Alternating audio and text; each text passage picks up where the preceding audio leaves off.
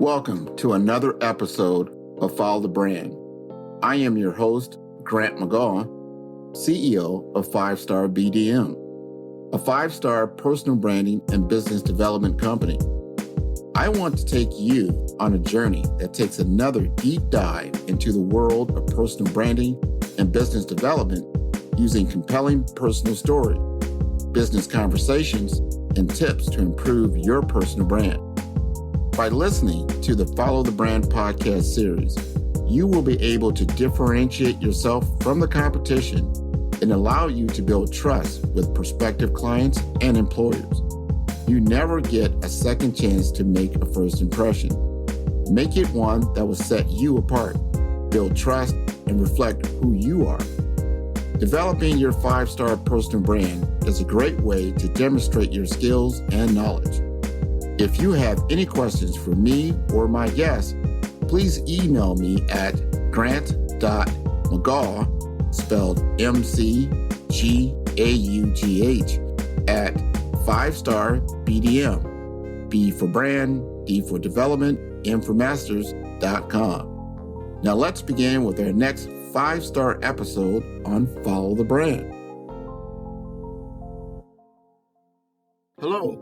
I am your host, Grant McGaugh, and today I will introduce an episode of our Season 2 series on business development. This season will officially start in the fall, but I wanted to get you a glimpse of the upcoming episodes. Season 2 will focus on sharing stories of entrepreneurs who have built businesses from the ground up, subject matter experts, and event promotions. The show will also share information on how they started, grew, and left a productive business. The Follow the Brand podcast has gained hundreds of listeners per month. It has never been easier to start a business, but it's never been harder to succeed. Each episode of the Follow the Brand Season 2 will explore the inspiring stories behind how people grow a business, an idea, or a movement. Our first guest will feature Foster Expose Jr. of episode 4 in our personal brand series. He is promoting an intriguing program called Black Men Are Unbreakable. On November 5th, 2021, the brothers will assemble to discuss how Black men are unbreakable in various areas of their lives. The episode will focus on brotherhood, the stigma of mental wellness, how to shift your financial focus, spirituality, and much more, through 9 gentlemen sharing their personal transformational stories. Now, let's listen in on episode 1 in season 2, and remember, we are building a 5-star brand that you can follow. I want to welcome everybody to a very, very special episode that we're having on Follow the Brand. This starts season 2. This is our business development season. We're going to talk about some very, very important topics throughout the season. And number 1, we're going to kick off with Black Men Are Unbreakable. I'm going to bring back someone that was in season 1, Dr. Foster Expose Jr. You guys remember him, Psychology at Work. If you did not tune into it, please tune into it. It was episode 4. It's an epic conversation between me and Foster Expose. He frames a story about what he's passionate about helping Black professionals to break through, to get to that next level, and really talk about things along lines of their professionalism, their emotions, their leadership, their careers. And this is what this program is about. Black Men Are Unbreakable is something that's going to be on a virtual platform in the November timeframe, but I'm going to let Foster tell you more about that as we move along. So without further ado, Dr. Foster Expose Jr., bring it up. Brother Grant Hill, thank you so much for the privilege of your time and your platform. Thank you so much for opening up the doors to allow me and my colleagues to spend some time with you to talk about our upcoming event. I want to introduce some of my panelists that will be on the conference in November. Nasir Bayan, Marcus Ford, and Christian Spears. These 3 guys are part of the panel that will come together in November, or actually on November 5th and 6th, to talk about Black Men Are Unbreakable. And that format is going to be around spirituality, leadership, brotherhood, their careers, mental health, and their finances. All of these things are connected with Black men. The reason why I chose the title Unbreakable, because I thought about the last year and everything that we experienced as human beings, but I thought about it from the lens of a Black man. All those things surfaced for me through the last year: my spirituality, my career, my finances, the brotherhood with me and colleagues across the country, my mental health. I was here in Denver by myself. I moved here, and then 4 months later, everything shut down. So I was, stuck in my apartment for over a year and a half, just me and the four walls. So my mental health was something I thought about. And also leadership. I do spend a lot of time with developing leaders, in particular African-American males that are in various stages of their career, and also physician leaders. This conference is the second annual leadership conference that I'm putting on. The first one I launched was August of last year, and I was going to do it again August this past year, but so much happened and the panel size grew. I want to give it some more groundswell before we actually launched it in November. So that's why we're here today, to kind of talk about that and let the guys share their stories as well. But what's different about this conference, Grant, is it's going to hit home. It's not going to be the guys just giving you a PowerPoint presentation. They're going to share stories, maybe from an intimate perspective, but also maybe from either clients or people they've worked with. So guys don't want to miss this. These kinds of conversations are so important for Black men, because we often don't get this kind of space or platform to share this level of intimacy with each other. And these guys have really, in the planning process, have really come forward sharing powerful stories and powerful outlines for their discussions. So I'm excited about it. I'm excited. I've been in a lot of your previous conferences that you've done, as well as the monthly seminars that you've had around. I think it's called. Now, correct me wrong on their title. It's a coffee with my brothers. Help me with that. A cup of coffee with my brothers. That I knew I was right on. A cup of coffee with my brothers, and these brothers are all over the country, and Correct. You've given them a platform, an opportunity to talk about things that they normally don't have those open discussions with.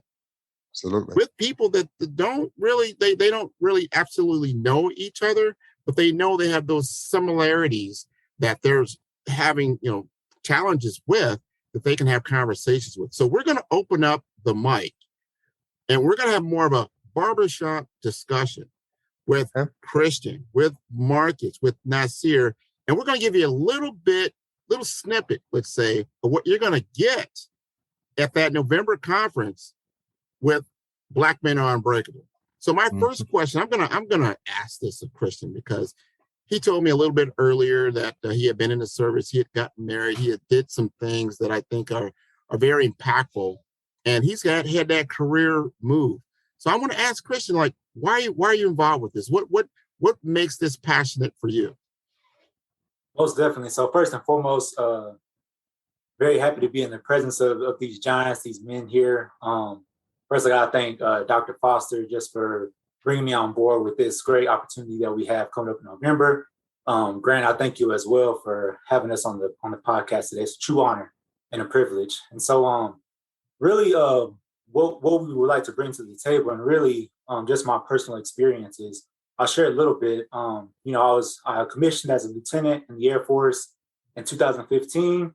And I was an aspiring career officer. So I thought I was going to have my 20-year career in the Air Force, serve my country proudly, do great things, work with phenomenal airmen, and just people in the Air Force and across the world. One of my first assignments was actually overseas at Aviano Air Base in the northeastern region of Italy. So was off to a phenomenal start, really excited about the prospect of my future and my trajectory in the armed forces. About 18 months into my initial 5-year commitment that I was given to the Air Force as an academy grad, I encountered some very significant and very perplexing medical concerns, medical condition that ultimately for lack of better terms, shifted the trajectory that I thought that I would be on. And so dealing with that as a young man, dealing with that as a young Black man, as a young husband, my wife and I were about a year and a half into our marriage. It was challenging. And, as we talk about the word unbreakable, really, I'll get to that in a second. But over the next 2 years of my career, I went through what's called medical evaluation boards. And ultimately, at the end of that journey, the Air Force said, hey, you're not fit for duty, you're not fit to serve. And so unfortunately, we're going to have to discontinue your service in the Air Force. And so for a guy like myself, who is, type A and driven and motivated and had my whole career mapped out, to say that was a blow to my gut is a complete understatement. Mm-hmm. And so separating out of the Air Force in 2018, not really knowing what was next because all my eggs were in that basket. My wife was 8 months pregnant with our first child. And so a lot of unknowns. And so really what I'm going to be talking about in this event is faith, family, and fight. And so because of my faith, because of the support of family and friends, and because of a willingness to fight, I was able to take back control of my career. I was able to get back on my feet, so to speak. But by no means was it a sole effort on my part, but it was with the support of others. And ultimately, as a result of that experience, you talk about resilience, you talk about grit, you talk about perseverance, and you talk about the word unbreakable. And so that's what I hope to bring to this event coming up soon. And again, just honored to be alongside these other gentlemen. Well, I'm excited to hear that. I think a lot of people, especially in these times, have gone through change. I've talked to a lot of different professionals that had a certain career track that they were on, and they got, I would say, like upset at the goal line. There was a fumble, there was a change in the game, and the game plan had to change in order to get back into winning position. So I look forward to hearing what you're talking about, because I think a lot of people know people or personally have been going through those type of struggles, especially of late. So thank you very much, Christian. Absolutely. Right now, yes, go ahead. I was going to say, when Christian and I met a few months back and had a chance to have a conversation before I really started to formalize what Unbreakable would look like and how we would deliver it to the masses, his story just really spoke to me, because I find that sometimes we as brothers, we put our careers in other people's hands. And when they don't do us right, it breaks our spirit. And we say, well, I can't do anything because of X. This brother picked himself up, put his faith forward, and now he has bounced back. So his story is going to be truly transformational when people hear it in November. Hey, as I stated, I have experienced those types of things. Everybody will go through those things differently in their lifetime, but hearing it from other people, sharing it with other people, knowing that there is a path forward is very important. So absolutely, we definitely want to look forward to that. Now I wanted to pivot over to Marcus Ford, because Marcus, he's going to talk about finances, and finances is always a pivotal point. It's an enabler to move your life forward. It is not the cornerstone of your life, but it is definitely a very, very important part of how you're going to achieve some of your life goals. So with that question said, I wanted to bring up Mr. Marcus Ford. All right. Thank you, Brother Grant. Great to be here with you this evening. So the reason why I wanted to be a part of this momentous occasion, it has to do with my life. And I'll start off by telling a joke. Well, it's not really a joke. I stole it from Chris Rock. So in one of Chris Rock's comedy specials, he says there's a difference between being rich and being wealthy, right? If a person is rich, they can lose that with a bad habit and a good summer. If a person is wealthy, they're not going to lose that over a bad habit and a good summer. And so it's all about the options. And that ties to my life because growing up, I'm from Southeast Georgia, was born in Florida, raised in Southeast Georgia. And so my parents were big on education. Both my parents were teachers.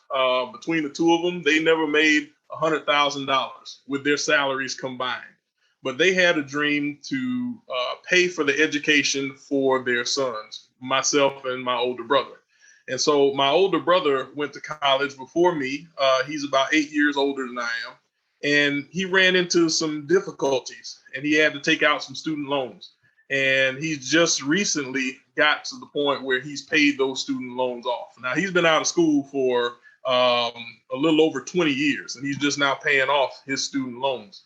And so my parents made the decision to send me to school without me having to take out any student loans. Now, a couple teachers in the Georgia public school system were able to put together a financial plan to send their youngest son to school out of state without him having to take out a student loan. That in and of itself is powerful. And so that spurred me to pay it forward. So I've been working in the financial field since I came out of college in 2008. And of course, in 2008, we saw some things that we hadn't seen before. And so in coming through that, Dr. Foster said something. He said something about making sure that your future isn't in someone else's hands. And what better tool to use to make yourself unbreakable than your finances? If your finances are in control, then no one else is in control of your future, and the options are limitless for you. And so in doing that, I took an interest in finance, and I took an interest in paying it forward. And in doing that, did some studying. And there was a study that was done by a professor by the name of Sandy Darity. And it dealt with the wealth gap. All right. And he looked at two specific things. He looked at the income gap and he looked at the wealth gap from about 1968 up until about 2007. And he found out two things. Number one, the income gap has started to close, or it's almost completely closed, which means we're in better positions than we've ever been. We're making more money than we've ever made. We should be in a really good position as the African-American community. But he saw that the wealth gap actually widened. So while we are really good at making money, we're really good at being passionate and creative, we don't all the time marry that up with a good strategy to pass that wealth on. And so that's why I do what I do, to make sure that I give everyone that I meet the tools that they need so that they can be as successful as they want to be, and not just them, but the generations that they leave behind. Man, I love what you just said there, because finances, it's the most important, one of the most important things you need to learn, especially in our society. And as you go through school, I tell you what, I think I learned more by playing Monopoly than I did by going to school about really the capitalistic society. When you got to buy houses, you got to play this game called life, and it gets very, very dicey as you get out there and you really begin to see how you have to manage your money and how to invest properly and truly you're playing a game. It's not, you can't be on the football field and thinking you're playing baseball. That's not going to work. So this is a capitalistic society. You need to make money. Money is the currency that propels your life. So it's extremely important not to know about it, but to master it. So I appreciate what you're doing for us on this particular event that's coming up, Marcus. Thank you very much. Absolutely. It's my pleasure. Now I'm going to defer back to Foster, because I want him to bring up Nasir. Because I look at him, he's ready to talk. He's ready to do some things. He needs a drum roll. So I'm going to let Foster do that. So, when we sat down at our first planning session and I had all the topics outlined, how I wanted the guys to facilitate and talk about the conversation. And one of the things that came up was, Foster, we're not addressing mental health. I was like, oh God, I forgot to put that piece in there. And the first thing that came to my mind was that brother down in Atlanta, because he's done some of my other sessions in the past. I said, I got to reach out to Nasir and get him on board. This guy is an LPC. He's got his own practice. He's well-rounded. He's going to provide a lot of information to the brothers on the call. He deals with a lot of brothers in his private practice. So Nasir, talk to us about Black men are unbreakable and their mental health. Gotcha. Thank you, Doc. Thank you, Brother Grant. I feel like I owe y'all some money with that, with that intro. We'll talk later. No, Okay. What do you say? Checks in the mail. Checks in the mail. no problem. So yeah, as Doc said, my name is Nasir Bayan. I'm a corporate consultant as well as a licensed therapist, or psychotherapist. So I work in the mental health space, or I like to call it the mental wellness space. As Doc said, there was another conference that he pulled together that a colleague of mine was a part of. And as I'm actually attending the conference, my colleague messages me and says, "Hey, you might want to plug into this. I think that there will be a benefit." And then as soon as Doc and I connected, I respected, what he was doing in terms of bringing together brothers and talking about the different areas or lanes that we're operating in. When it comes to mental health or Black men's mental health, I know a lot about it. I spent 20 years in corporate, and I know what it's like to be on that hamster wheel where you're trying to deliver on the needs and the expectations. You're trying to figure out how to navigate within the environment, and that can be stressful. I mean, it's real, and we don't always talk about mental health, or what I call mental wellness. This episode is brought to you by 5-Star BDM. 5-Star BDM is a professional consulting and advisory group keenly focused on business development services for small to mid-sized businesses and entrepreneurs. Although every business is unique, they often share challenges that can be addressed through smart branding. Services include process improvement in operations, digital strategy and transformation, business intelligence, digital marketing, and personal branding. Our 5-Star business and personal branding company has helped a number of professionals and organizations to optimize and grow. The result is more business, more opportunities, better reach, positive outcomes. Please visit www.5starbdm.com to learn more and view all the episodes of Follow the Brand. There's sometimes a lot of stigma, or has been a lot of stigma around that. And sometimes we don't always get the help that we need, or acknowledge that we need some help with that sort of stuff. Before I was a licensed therapist, I did therapy. And I remember those experiences of being in graduate school, at the very beginning of becoming a counselor therapist, and having professors say, well, if you're going to be a counselor, you're going to be a therapist, it's a good idea to get your own counseling or therapy. And me hearing it, and with my logical mind thinking, well, yeah, that makes sense. Make checks out, keep it moving. And then hearing that again, and by maybe the third or fourth or fifth or sixth or whichever time it was like, well, you know what? Maybe I'm actually supposed to do something with this. And even though that was a while ago, I remember the experience of it. I remember the nervousness, what it was like trying to find a provider, what it was like, just thinking, well, what do folks say? And just all of those different, feelings or experiences or emotions. On the other side of it, life-changing, revolutionary. Most of us don't have a space where, even if it's just for 1 hour out of the week, there's another person where their only goal is to focus on you, your health, your wholeness. What do you need? How are you feeling? What are you thinking? How you're experiencing things. So it can be transformational.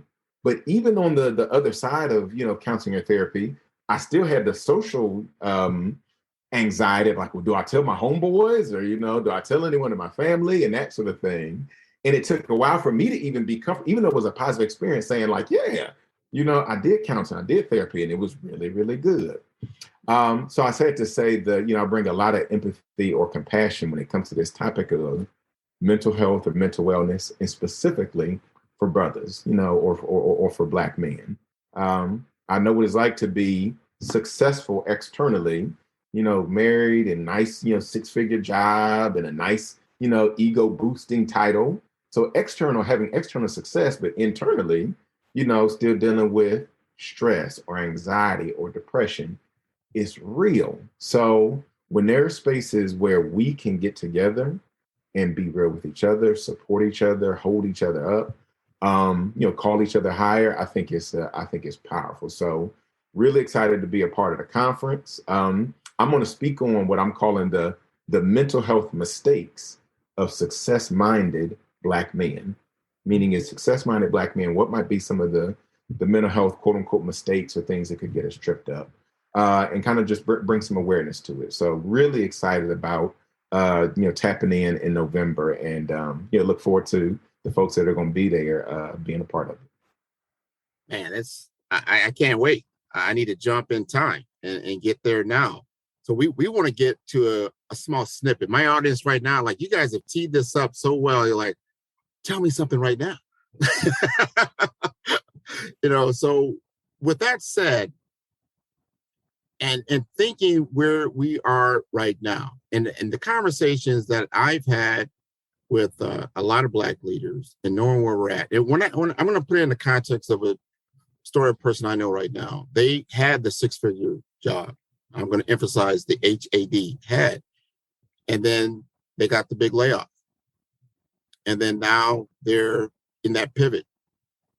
Sort of what Christian was talking about.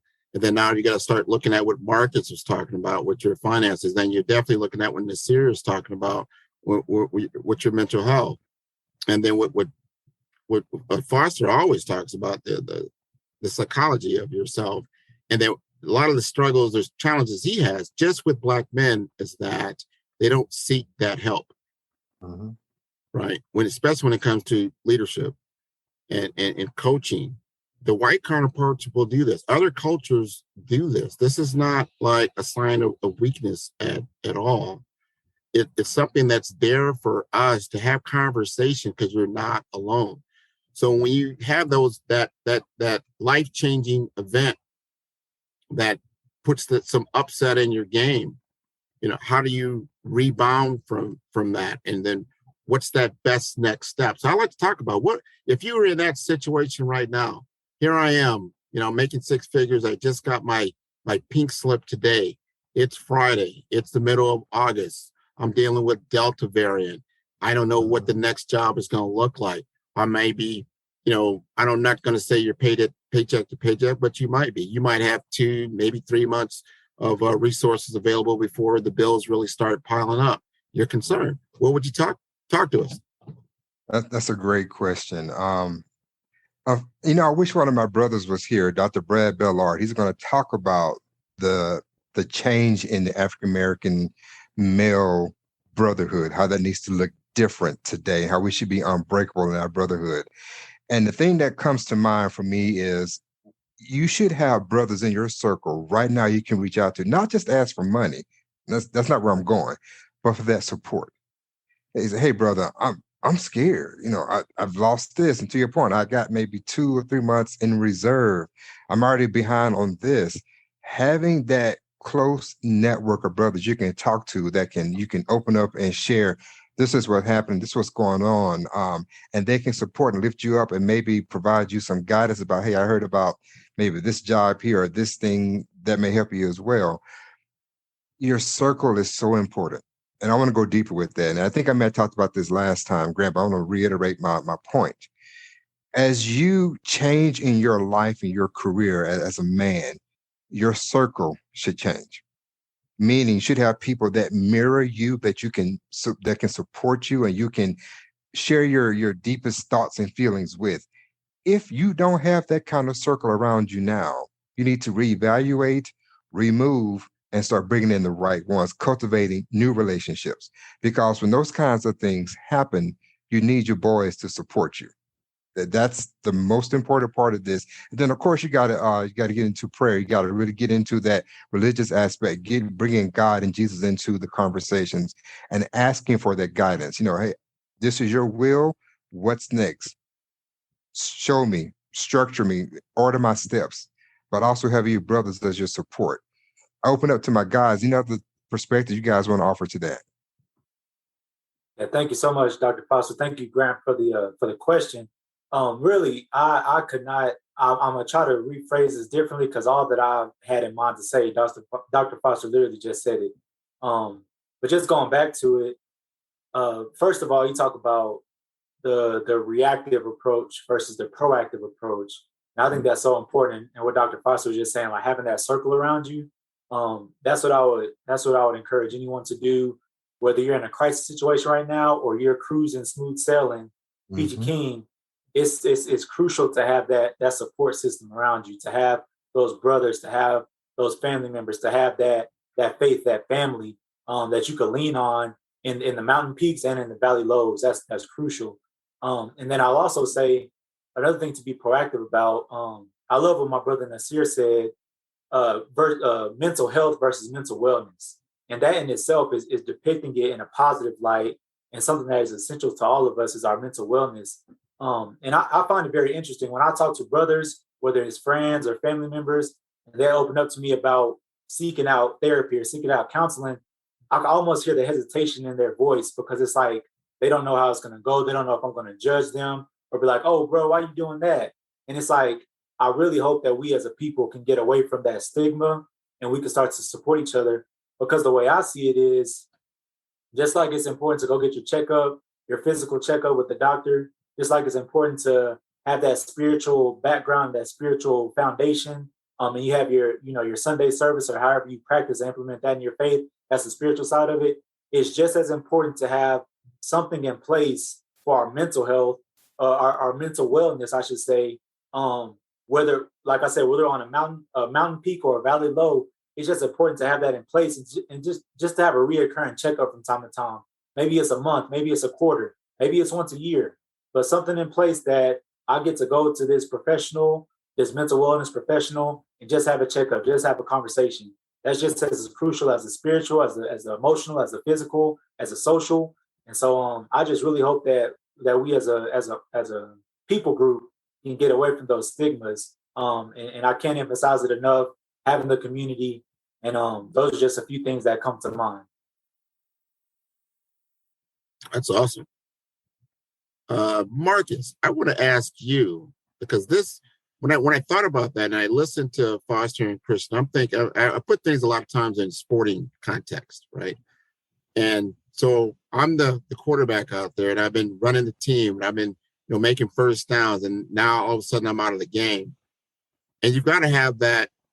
Somebody's got to step up. Something has to step up. And I think about that when you talked about wealth. You talked about the difference between someone who's rich and then someone who's wealthy. Meaning you have that second, that bench, that third player that can get in there. Talk to me about that. Sure. And so it's funny that you mentioned football because as most of you know, I played ball at Florida State, played under Bobby Bowden. May he rest in peace. A lot of the things that I was taught in life came from football, and finance is no different. So there's something that was a common thread that I heard in the dialogue that we've had, and that's all about control. Now, in order for you to win the football game, what do you have to do? You have to control the ball. Coach would always tell us every possession has to end in a kick, whether it's a punt or a field goal, because either way, I'm controlling where the other team is starting if it's a punt, and I'm getting some points on the board if it's a field goal. So in the situation that you mentioned, brother's making good money, and all of a sudden he gets a pink slip, and now he doesn't know what to do. Well, that's the time to take control. And that's where, and when we talk about finances, a lot of people get excited because they think, oh, they're going to give me a good stock tip. They're going to tell me how to get rich. And that's not really what it's about. What it's about is shifting your focus. What I've found is that we've had our focus when it comes to finances on the wrong lens. And here's what I mean by that. We don't view money as a means to an end. We view money as the end, right? We get our validation from the six-figure job. We get our validation from the status that comes with it, when in actuality, that money is there as a tool to put us in a situation where we have those options, where we become unbreakable. And in making sure that we're putting our money where it needs to be, just like Brother Christian talked about, we have to make sure that we have somebody who's knowledgeable, a professional who can help us. And as we all know, money is not really something that we talk about in the African-American community. We just say, hey, I'm doing all right, and we keep it moving. And then we have a little something here just in case I pass away. Got a little $10,000 policy here that's going to take care of me, my final expenses. But what's it going to do for the expenses that are left after I'm gone? We don't think about the future in terms of setting our children and our grandchildren up so that they can continue the forward trajectory. And that's where the community comes in, right? You have to have somebody that you trust. You have to have somebody that you can dialogue with, that you know is not going to judge you based on, oh, you spend way too much money, you're a bad person. No, a person who can look at it objectively instead of subjectively and help you to your goal. That's what we need the most. And when you have your finances in place and you're looking at it through the tool lens rather than the ends lens, you'll find that your mental wellness gets better as well, because you're not stressed out about working 85, 90 hours a week to maintain a status with a bunch of people that you don't even like half the time. I'm sorry I'm preaching, but I'm but I got it. I'll end it right there. And Nasir, you want to jump in here? Yeah, go ahead and preach, brother Ford. Yeah. I'm front row, front pew. So much of what Brother Marcus said just hit and landed, meaning you're showing the link between mental wellness and financial wellness. This came up in a conversation with some of the brothers on this panel recently about even talking about money and just the acknowledgement that, to get into the mental, the mental wellness piece of it, these two are linked. The mind and the body are linked. What I think about up here can impact how I feel in here. So if we know that that's true, when it comes to talking about money can be emotional. There's going to be some feelings, some fee-fees that are up in there. Why? Because in this society, money can sometimes become the proxy for things like our sense of safety, survival, my ability to take care of self, my ability to take care of those that I care and love about, those that I care and that I love, my perceived ability to be a protector or a provider. Like, there's a whole lot of stuff that can get linked to money. So if a person just says, hey, let's come in and talk about money, and doesn't realize that there's probably a whole lot of stuff internally that's coming up, then some people are on board. Yeah, let's talk about it. Let's talk about strategy and tips and execution and crypto and stocks. And well, what about real estate? And what are you invested in?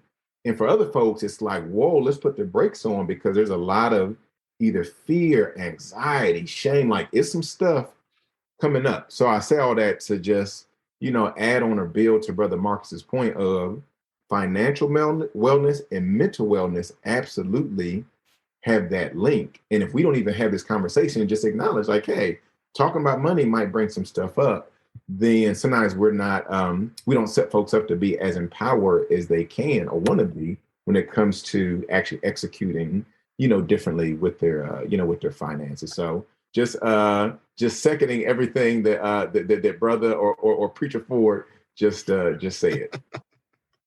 Brother Seminole. Yeah. Brother Seminole. Brother Seminole down there. So guys, man, that was a great snippet of what people can expect when they tune in to Black Men Are Unbreakable. And I think of it as being resilient.